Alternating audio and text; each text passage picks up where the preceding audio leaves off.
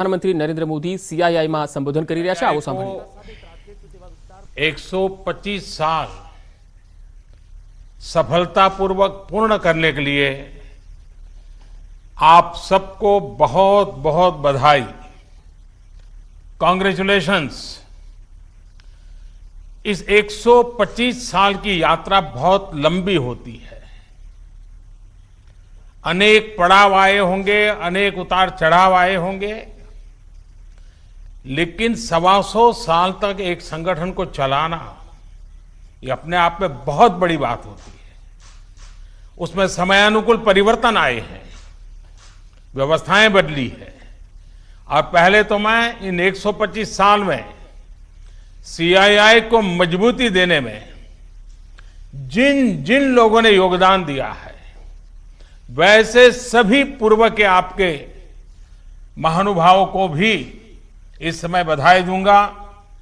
जो हमारे बीच नहीं होंगे उनको आदरपूर्वक नमन करूंगा और भविष्य में इससे जो संभालने वाले हैं उनको अनेक अनेक शुभकामनाएं भी देता हूं. कोरोना के इस टाइम पीरियड में इस तरह के ऑनलाइन इवेंट्स शायद यही एक न्यू नॉर्मल बनते जा रहा है. लेकिन ये भी इंसान की सबसे बड़ी ताकत होती है कि वो हर मुश्किल से बाहर निकलने का रास्ता बना ही लेता है.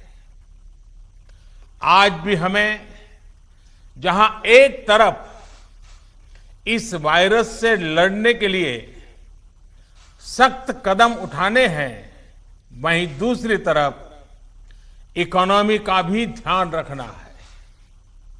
हमें एक तरफ देशवासियों का जीवन भी बचाना है, तो दूसरी तरफ देश की अर्थव्यवस्था को भी स्टेबलाइज करना है, स्पीड अप करना है.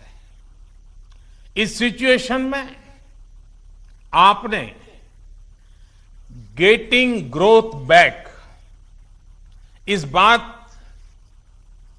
को प्राथमिकता दी है और निश्चित तौर पर इसके लिए आप सभी भारतीय उद्योग जगत के लोग बधाई के पात्र हैं. बल्कि मैं तो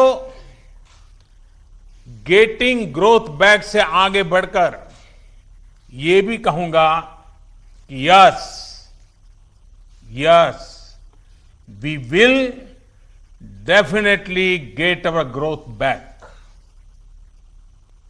आप लोगों में से कुछ लोग सोच सकते हैं कि संकट की इस घड़ी में मैं इतने कॉन्फिडेंस से ये कैसे बोल सकता हूं. मेरे इस कॉन्फिडेंस के कई कारण हैं. मुझे भारत की कैपेबिलिटीज और क्राइसिस मैनेजमेंट पर बहुत भरोसा है. मुझे भारत के टैलेंट और टेक्नोलॉजी पर भरोसा है.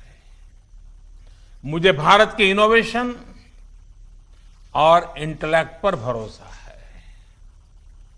मुझे भारत के फार्मर्स, एसएमईज, एंटरप्रेन्योर्स पर भरोसा है और मुझे भरोसा है इंडस्ट्री के लीडर्स पर, आप सभी पर.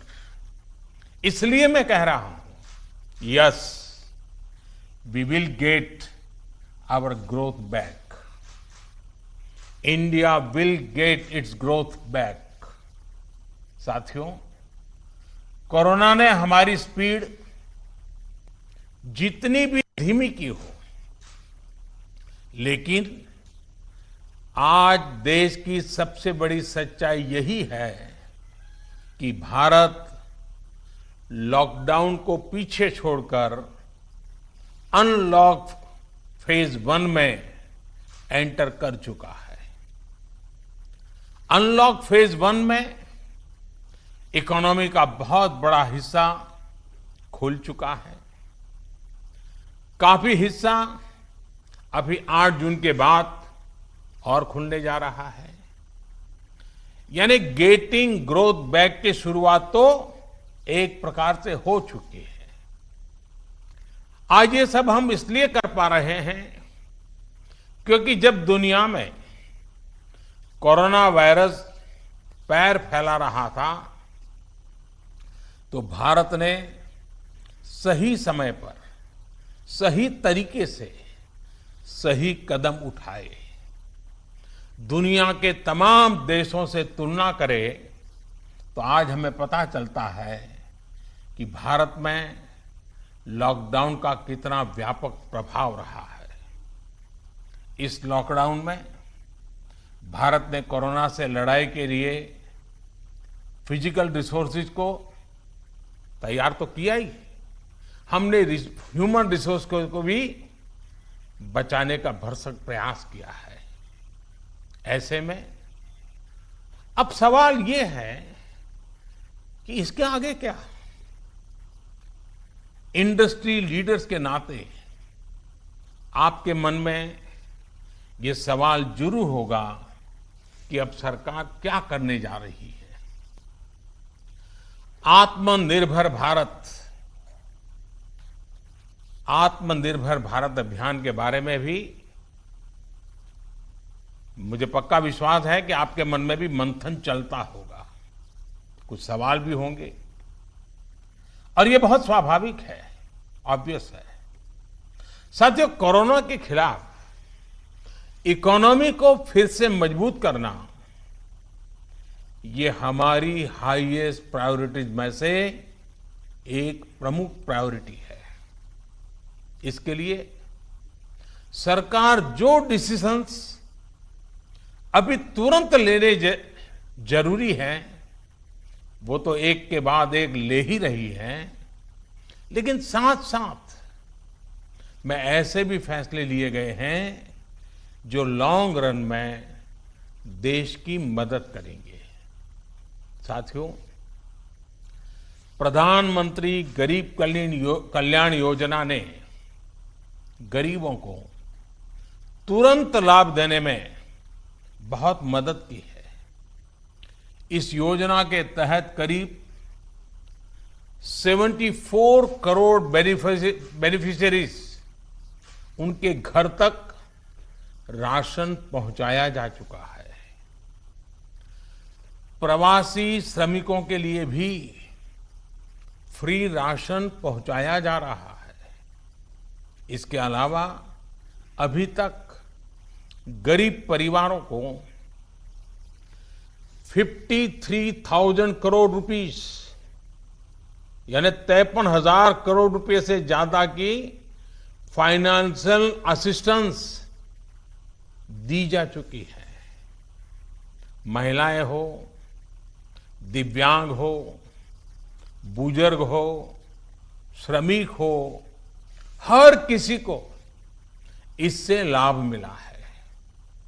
लॉकडाउन के दौरान सरकार ने गरीबों को 8 करोड़ से ज्यादा गैस सिलेंडर उनके घर तक मुफ्त में पहुंचा दिया है।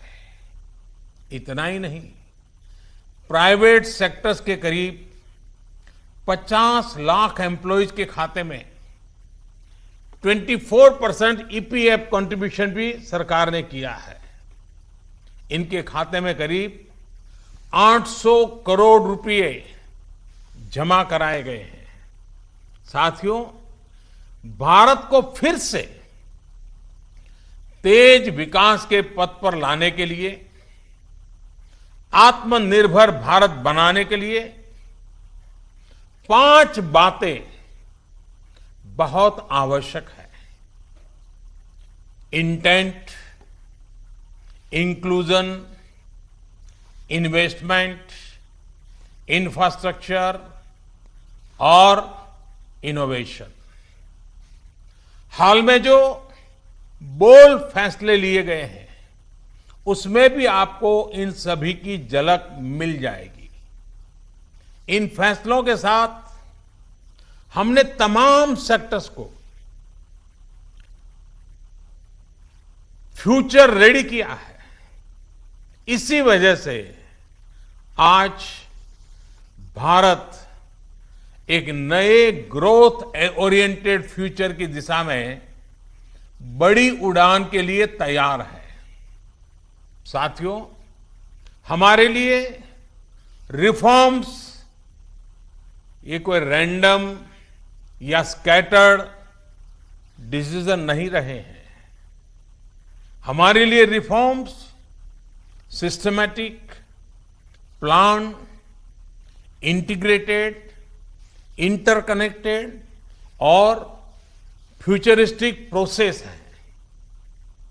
हमारे लिए रिफॉर्म्स का मतलब है फैसले लेने का साहस करना और उन्हें लॉजिकल कंक्लूजन तक ले जाना।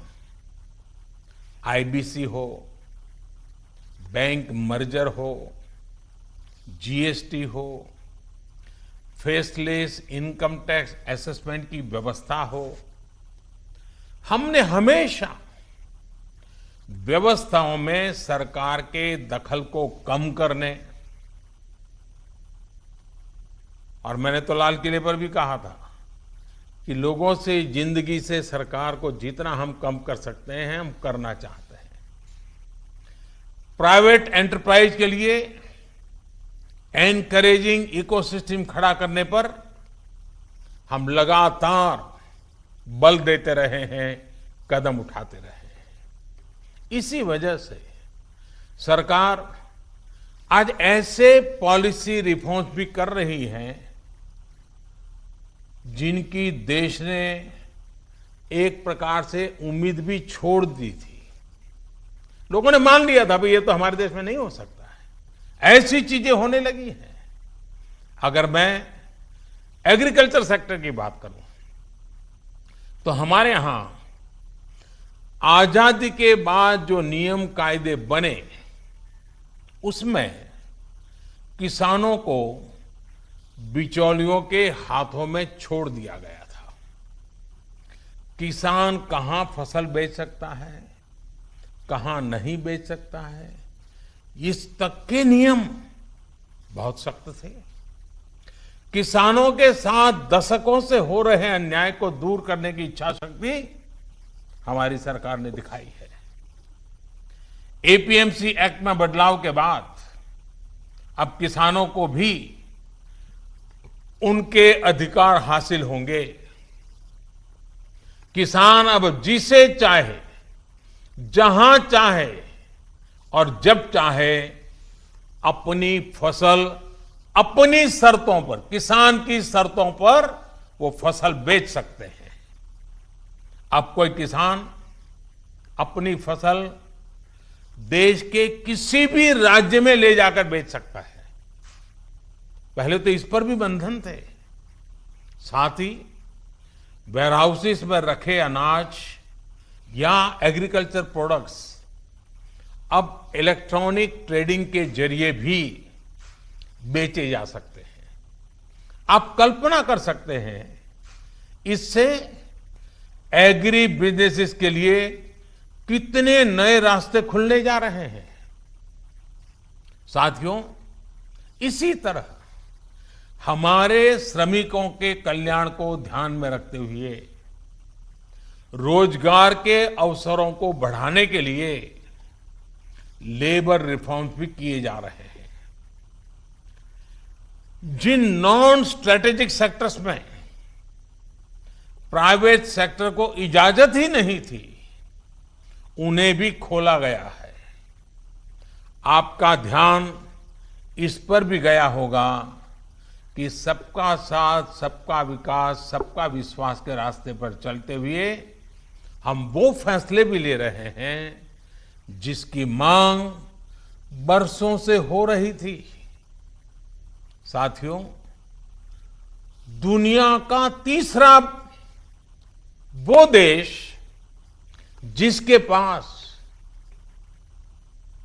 बहुत बड़ी मात्रा में कोयले का भंडार हो, कोल रिजर्व हो, जिसके पास आप जैसे साहसी और उद्यमी व्यापार जगत के लीडर्स हो, लेकिन फिर भी उस देश में बाहर से कोयला आए, कोल इंपोर्ट हो, तो उसका कारण क्या है?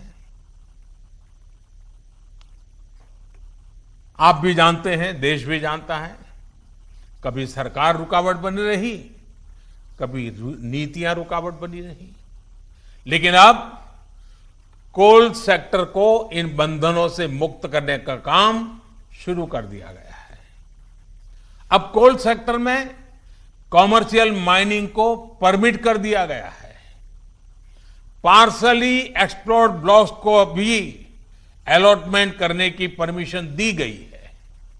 इसी तरह मिनरल माइनिंग में भी अब कंपनियां एक्सप्लोरेशन के साथ साथ माइनिंग का काम एक साथ कर सकती है। इन फैसलों के कितने दूरगामी परिणाम होने वाले हैं, ये इस सेक्टर से परिचित लोग अच्छी तरह जानते हैं।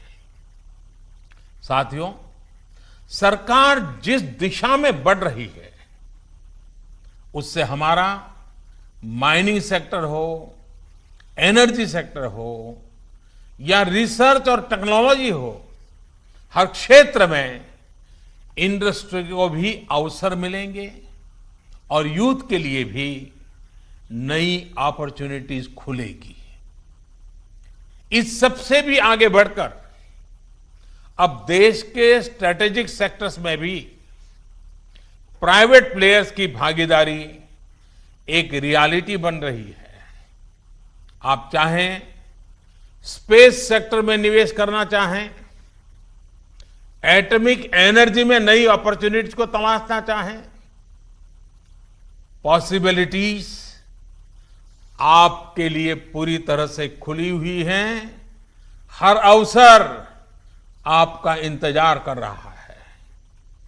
साथियों, आप ये भली भांति जानते हैं कि एमएसएमई सेक्टर की लाखों यूनिट्स हमारे देश के लिए इकोनॉमिक इंजन की तरह हैं। इनका देश की जीडीपी में बहुत बड़ा कंट्रीब्यूशन है और ये कंट्रीब्यूशन करीब करीब 30% का है।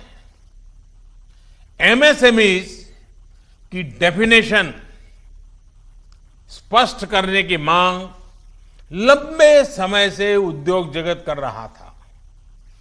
अब वो उद्योग जगत की पूरी मार्ग भी पूरी हो चुकी है।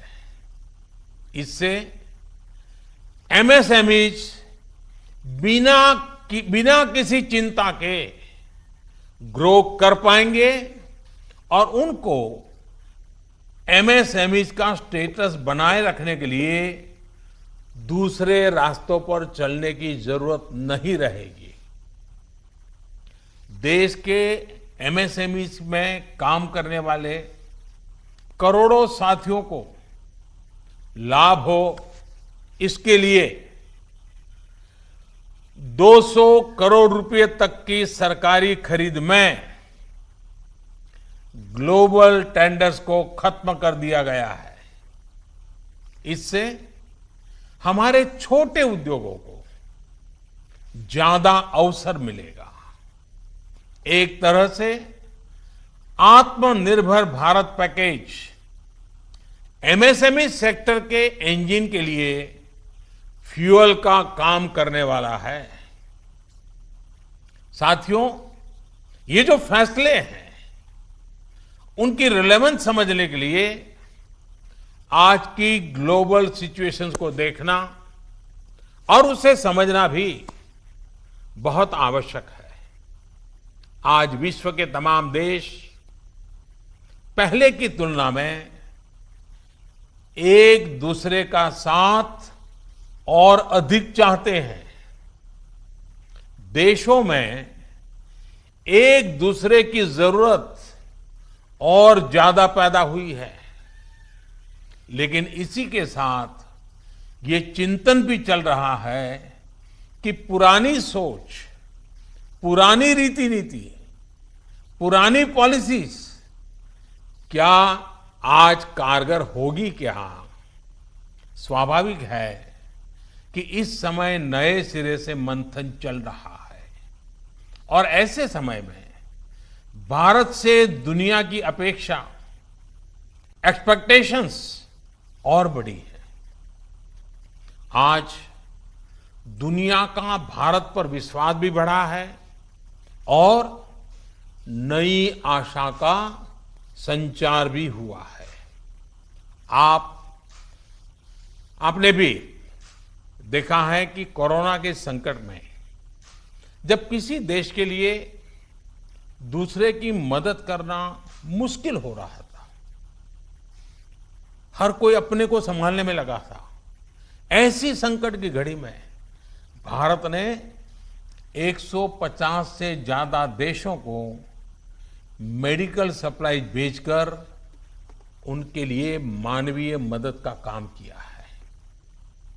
साथियों, world is looking for a trusted, reliable partner. Bharat में पोटेंशियल है, स्ट्रेंथ है, एबिलिटी है। आज पूरे विश्व में भारत के प्रति जो ट्रस्ट डेवलप हुआ है, उसका आप सभी को, भारत की इंडस्ट्री को पूरा फायदा उठाना चाहिए। ये आप सभी की जिम्मेदारी है, सीआईआई जैसे संगठनों की जिम्मेदारी है कि मैन्युफैक्चर्ड इन इंडिया के साथ ट्रस्ट, क्वालिटी, कॉम्पिटिटिवनेस तीनों जुड़ा हो। आप 2 कदम आगे बढ़ाएंगे, सरकार 4 कदम आगे बढ़कर आपका साथ देगी। प्रधानमंत्री के तौर पर मैं आपको भरोसा दे रहा हूं कि मैं आपके साथ खड़ा हूं। भारतीय उद्योग जगत के लिए ये राइज टू द ओकेजन की तरह है। Trust me, getting growth back इतना मुश्किल भी नहीं है। और सबसे बड़ी बात कि अब आपके पास, इंडियन इंडस्ट्रीज के पास एक क्लियर पाथ है। आत्मनिर्भर भारत का रास्ता, सेल्फ रिलायंट इंडिया का पाथ। आत्मनिर्भर भारत का मतलब है कि हम और ज्यादा स्ट्रांग होकर दुनिया को एम्ब्रेस करेंगे। आत्मनिर्भर भारत वर्ल्ड इकोनॉमी के साथ पूरी तरह इंटीग्रेटेड भी होगा और सपोर्टिव भी। लेकिन ध्यान रखिएगा, आत्मनिर्भर का मतलब ये भी नहीं है कि हम स्ट्रैटेजिक क्षेत्रों में किसी पर निर्भर रहें। हम उस स्थिति में नहीं रहना चाहते। It is about creating strong enterprise in India, enterprises that can become global forces. It is about generating employment. It is about empowering our people to come out and create solutions that can define the future of our country. हमें एक ऐसी robust local supply chain के निर्माण में invest करना है जो global supply chain में भारत की हिस्सेदारी को स्ट्रेंथन करे। इसी अभियान में सीआईआई जैसी दिग्गज संस्था को, मुझे लगता है आपको भी पोस्ट कोरोना नई भूमिका में आगे आना होगा। अब आपको चैंपियंस ऑफ इंडिजिनस इंस्पिरेशंस बनकर आगे आना है। आपको डोमेस्टिक इंडस्ट्रीज की रिकवरी को फैसिलिटेट करना है। नेक्स्ट लेवल ग्रोथ को असिस्ट करना है, सपोर्ट करना है। आपको इंडस्ट्री को, अपने मार्केट को ग्लोबली एक्सपांड करने में मदद करना है। साथियों, अब जरूरत है कि देश में ऐसे प्रोडक्ट्स बने जो मेड इन इंडिया हो, मेड फॉर द वर्ल्ड हो। कैसे हम देश का आयात कम से कम करें, इसे लेकर क्या नए लक्ष्य तय किए जाएं, उस पर सोचने की जरूरत है। हमें तमाम सेक्टर्स में प्रोडक्टिविटी बढ़ाने के लिए अपने टारगेट तय करने ही होंगे। यही संदेश मैं आज इंडस्ट्री को देना चाहता हूं और देश यही अपेक्षा भी आपसे रखता है। साथियों, देश में मैन्युफैक्चरिंग को, मेक इन इंडिया को रोजगार का बड़ा તો ભારત નવા વિકાસની ઉડાન તરફ આગળ